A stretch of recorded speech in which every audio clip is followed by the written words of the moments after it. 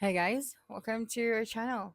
In this video, you will learn how you can connect your GoDaddy domain to Netlify. So first is you just have to log into your GoDaddy account and then go to your domain. Okay, so this is our domain overview right here. So we also have our DNS, our registration settings. Okay, so right here, I'm just going to copy the name of my domain.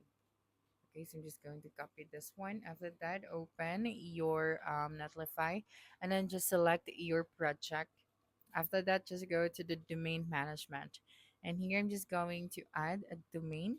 So let me just remove these existing domains. All right, just going to remove those records and then add a new domain right here. So add a domain you already own. So it's simply tap on this one, then paste it right here. After that, you just have to tap on the verify option. So here to connect it to your site, you have to update your DNS records at your registrar. So for the instructions, you'd be able to see that right here. So simply tap on the spending DNS verification. And then after that, you just have to follow the steps that you can find here. Okay, so after this one, you are going to proceed to the next pending DNS verifications.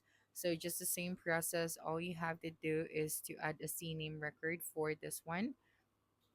Okay, and then you just have to add this. So to show you, just have to simply add a CNAME record. So just go to your DNS and then you just have to simply add a new record right here. So after that one, add the points to this one. And then once you are done, you just have to close this section.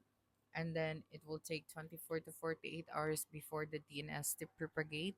And then once you're done, you'll be able to see here now that you have successfully connected your GoDaddy domain to Netlify. So that's it for this video. If you think this video helped you solve your concern, please subscribe, like this video, and leave your comment below. Bye.